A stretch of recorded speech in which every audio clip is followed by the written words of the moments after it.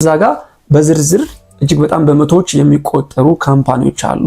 እንግዲህ በርካቶቻችሁ በጉጉት ተጠብቁት የነበረው የኤች1ቢ ቪዛ የወርክ ቪዛ ከነገ ከማርች 7 ጀምሮ ኦፕን ይሆናል ማለት ነው። ይህ ደግሞ ለበርካቶቻችሁ መልካም ዜናና የምስራች ነው። በዛሬው ቪዲዮ እንግዲህ የኤች1ቢ ቪዛን በተመለከተ በዝርዝር አንዳንድ ነገሮችን የምናይ ይሆናል። በቪዲዮ መጨረሻ ደግሞ ምናልባት ብዙዎቻችሁ የተቸገራችሁበትና ስፖንሰርሺፕ እንዴት ማግኘት እንደምትችሉ ጥያቄ ለሆነባችሁ ሰዎች ምላሽ ይዤላችሁ መጥቻለሁ። ኤምፕሎየር ኦር ደግሞ ስፖንሰርሺፕ ማግኘት የምትፈልጉ ሰዎች ይህን ቪዲዮ እስከ መጨረሻው ተመልከቱት። የትና እንዴት ማግኘት እንደምትችሉ እጅግ በጣም ቀላል መንገድ የማሳያችሁ ይሆናል። እስከ ቪዲዮ መጨረሻ አብራችሁን ቆዩ።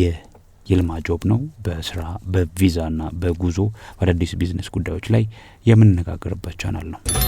ከኤች1ቢ ቪዛ ምንነት ለመነሳት ያክል ምናልባት አዲስ ሆናችሁ ይህን ቪዲዮ ለምትመለከቱ ኤች1ቢ ቪዛ ማለት የአሜሪካን ዜግነት የሌላቸው ኦር ደግሞ የውጭ ዜጎች ወደ አሜሪካን ሀገር ኦር ደግሞ ወደ ዩናይትድ ስቴትስ ገብተው ስራ መስራት የሚችሉበት ቪዛ ነው ማለት ነው። ቴምፖራሪ ቪዛ ነው።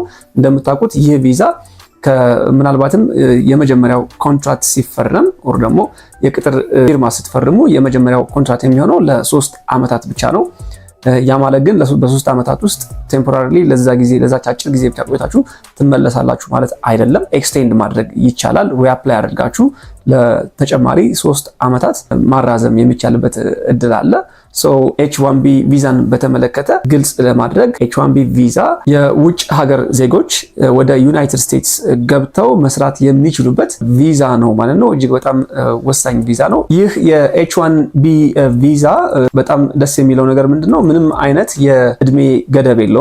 በየትኛውም የእድሜ ክልል ውስጥ የሆናችሁ አፕላይ ማድረግ ትችላላችሁ። ነገር ግን አፕላይ አድርጋችሁ ምናልባት ከተሳካ እና አፕሩቭድ ከሆነ የቤተሰብ አባል ማምጣት ከፈለጋችሁ ግን የልጆቻችሁ እድሜ ከ21 ዓመት መብለጥ አይችልም። ይህንን ታሳቢ አድርጋችሁ ነው እንግዲህ ቪዛ መሙላት ያለባችሁ። ኤች1ቢ ቪዛ ምን አይነት ሚኒመም ሪኳየርመንት አለው ብላችሁ ብዙዎቻችሁ ጠይቃችሁኛል። እንግዲህ ኤች1ቢ ቪዛ በዋናነት የሚጠይቀው ባችለር ዲግሪ ነው። አንድ ባችለር ዲግሪ የዩኤስ ባችለር ዲግሪ ጋር ኢኩቫለንት የሆነ ባችለር ዲግሪ የያዘ የትኛውም ከአሜሪካን ሀገር ውጭ የሚኖር የሌላ ሀገር ዜጋ ለዚህ ቪዛ ኦር ደግሞ ለዚህ አፕሊኬሽን ብቁ መሆን ይችላል ማለት ነው። ይህ የወርክ ቪዛ የሚጠይቀው የባችለር ዲግሪ ይሆናል ማለት ነው። ኦር ደግሞ ባችለር ዲግሪ ብቻ ሳይሆን ከዛም በላይ ኳሊፊኬሽን ካላችሁ ለዚህ ቪዛ ብቁ ትሆናላችሁ ማለት ነው። ከዛ በታች የሆነ ኳሊፊኬሽን ከሆነ ያላችሁ ይህን ቪዛ መሙላት አትችሉም ማለት ነው። ኤች1ቢ ቪዛ ምን አድቫንቴጆች አሉት ላላችሁኝ ደግሞ ምናልባት ኤች1ቢ ቪዛ ምን ጥቅሞች አሉት፣ ምን አድቫንቴጆች አሉት? በኤች1ቢ ቪዛ ሰክሲድ አድርጋችሁ አፕሩቭ ተደርጎላችሁ እዛ ከሄዳችሁ በኋላ ምን ጥቅሞችን ልታገኙ ምን አድቫንቴጆች ይኖሩታል ላላችሁኝ ሰዎች የተለያዩ ቤኔፊቶች አሉ። ከነዛ መካከል ደግሞ የተለያዩ አይነት ኢንሹራንሶች የጤና ሊሆን ይችላል ኦር ደግሞ የህይወት ኢንሹራንስ፣ የዲዛቢሊቲ ኢንሹራንስ ይሰጣችኋል። እነዚህ በዋናነት ልታገኟቸው የምትችሏቸው ጥቅሞችና ቤኔፊቶች ናቸው ማለት ነው። የጤና የህይወት እንዲሁም ደግሞ የዲዛቢሊቲ ኢንሹራንስ ታገኛላችሁ። ይሄ ትልቅ ነገር ነው። ከዛ በተጨማሪ ደግሞ የሪታየርመንት እና የሴቪንግ ፕላኖች ደግሞ አሏቸው። ቀላል የማይባል አድቫንቴጅ ነው፣ የትም ቦታ ልታገኙት የማትችሉት። ከዛ በተጨማሪ ደግሞ ካሽ ቦነሶችም ይኖራሉ። እነን ካሽ ቦነሶችም ደግሞ ሊኖሩ ይችላሉ። እንደምትሰሩበት ካምፓኒ የምታገኟቸው አሪፍ ቤኔፊቶች አሉ። ኢንካሽም ሊሰጣችሁ ይችላል ኦር ደግሞ ነን ካሽ የሆኑ ቦነሶችም ኦር ጥቅሞችም ይኖራሉ። ይሄ በፐርፎርማንስ ላይ ዲፔንድ ያደረገ ሳይሆን ፐርፎርም አደረጋችሁም አላደረጋችሁም ይሄን የካሽ ቦነስ ኦር ነን ካሽ ቦነስ የማግኘት እድል ይኖራችኋል ማለት ነው። እነዚህ አድቫንቴጆች ይኖሩታል ማለት ነው ኤች1ቢ ቪዛ። ጥቅም እንዳለው ሁሉ ኦር አድቫንቴጅ እንዳለው ሁሉ ዲስአድቫንቴጅም ይኖረዋል። የኤች1ቢ ቪዛ ዲስአድቫንቴጆች አሉት። ምንድናቸው ዲስአድቫንቴጆች? ሁላችንም ኤክስፔክት የምናደርገው ነገር አለ። ኤች1ቢ ቪዛ ተሳክቶልን ስንሄድ የምንጠብቀው ነገር ይኖራል ኦር ኤክስፔክቴሽን ይኖረናል። ከዛ ውስጥ እንግዲህ ምናልባት ብዙዎቻችን እዛ የመኖር ፐርማነንትሊ ሪዛይድ የማድረግ ፍላጎት ይኖረናል። ነገር ግን it doesn't have an automatic path፣ ቀጥተኛ የሆነ እዛ ሀገር ፐርማነንትሊ እንድንኖር የሚያደርግ መንገድ የለውም። ኦፍ ኮርስ ሌሎች መንገዶች ይኖራሉ። ነገር ግን it's not that easy ማለት ነው። በቀላል መንገድ አይደለም። በዋናነት ቅድም እንደነገርኳችሁ it's a temporary visa non immigrant visa ስለሆነ ኤኒ ታይም ቴምፖራሪሊ የስራ ዘመናችሁን ከጨረሳችሁ በኋላ እንድትመለሱ ነው የሚጠበቀው። እንደነገርኳችሁ ግን ስፔሻል ኬዝ በተለያየ መንገድ እናንተ እዛ ለመኖር አፕላይ አድርጋችሁ if you are eligible እዛ መኖር የምትችሉበት እድል ይኖራል። but it's not easy እና ዳይሬክት ኦር ደግሞ አውቶማቲክ የሆነ ፓዝ የለውም ማለት ነው ይህ የኤች1ቢ ቪዛ። ከዛ ውጪ ቀደም ብዬ እንደነገርኳችሁ ሌላው ዲስአድቫንቴጅ it's a temporary visa. it's either 3 years or ደግሞ ኤክስቴንድ ማድረግ ከቻላችሁ ለ6 ዓመት መራዘም የሚችል ቶታል ለ6 ዓመት መቆየት የምትችሉበት ቪዛ ወርክ ቪዛ ነው ማለት ነው። ከዛ ውጪ ደግሞ ምናልባት ስፓውሳችሁ ኦር ደግሞ ልጆቻችሁ እዛ ስራ እንዲሰሩ ከተፈለገ በቀላሉ አውቶማቲካሊ ወደ ስራ መሰማራት አይችሉም። there is also another way እሱን ለማድረግ በግላቸው እነዛ ስፓውሶቻችሁ ኦር ልጆቻችሁ ተጨማሪ የወርክ ቪዛ አፕላይ አድርገው እሱ አፕሩቭ ከተደረገ ብቻ ነው ለመስራት የሚችሉት። አውቶራይዝድ ከሆኑ ግን ምናልባት አሁን ያልኳችሁን ነገር አሟልተው አውቶራይዝድ ከሆኑ የስራ ማረጋገጫ ከተሰጣቸው መስራት ይችላሉ።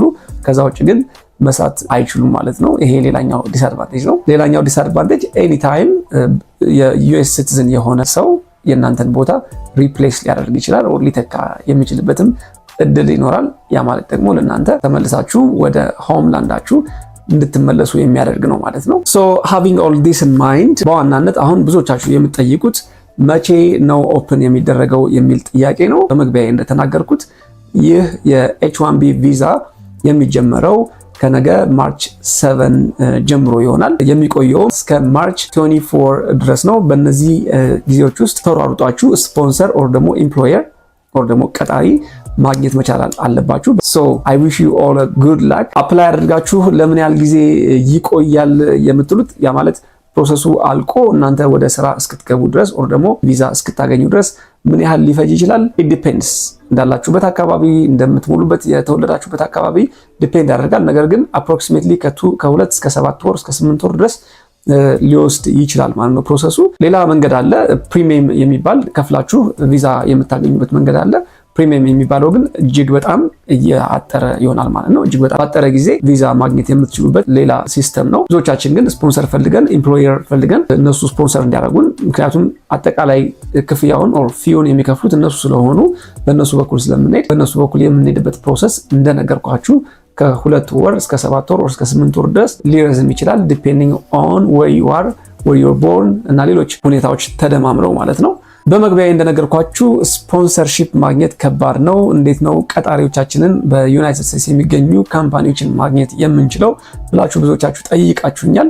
ይህንን ለማድረግ ደግሞ እጅግ በጣም ሲምፕል መንገድ አለ። እዚህ ጋር በማሳያችሁ መንገድ ቀጥታ አፕላይ ማድረግ ትችላላችሁ ማለት ነው። ስፖንሰራችሁን እንዴት ማግኘት ትችላላችሁ? የትኞቹ ካምፓኒዎች ናቸው በዩኤስሲአይኤስ ስር ያሉት ኤች1ቢ ቪዛ ፕሮሰስ ሊያደርጉልን የሚችሉት ኦር ደግሞ በዛ ቪዛ ቀጥረውን መውሰድ የሚችሉት የትኞቹ ካምፓኒዎች ናቸው ለሚለው ጥያቄ ምላሽ ይዤላችሁ መጥቻለሁ። እጅግ በጣም ሲምፕል ነው። ማድረግ የሚገባችሁ ወደ USCIS ዌብሳይት በመግባት H1B Employer Data Hub ሚላለ አዳምጡኝ። የUSCIS ዌብሳይት ላይ ትሄዳላችሁ። እዛ ዌብሳይት ላይ ከገባችሁ በኋላ H1B Employer Data Hub ሚላለ እዛ ጋር በዝርዝር እጅግ በጣም በመቶዎች የሚቆጠሩ ካምፓኒዎች አሉ።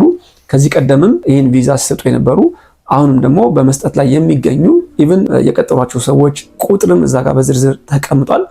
እዛ ጋር በመግባት የምትፈልጉት ካምፓኒ ላይ በምትፈልጉት ፕሮፌሽን ባላችሁ የባችለር ዲግሪ ስፔሲፊካሊ እናንተ ባላችሁ የባችለር ዲግሪ ስራችሁን አፕላይ ማድረግ ትችላላችሁ ማለት ነው።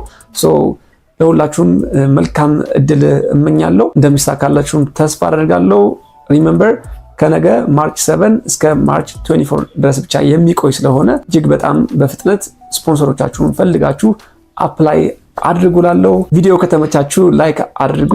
እንዲሁም ደግሞ አዲስ ከሆናችሁ ሰብስክራይብ አድርጋችሁ ተመሳሳይ መረጃዎች እንዲደርሳችሁ አድርጉ። ይህ ይልማ ጆብ ነው። በስራ በቪዛ እና በጉዞ አዳዲስ ቢዝነስ ጉዳዮች ላይ የምንነጋገርበት ቻናል ነው።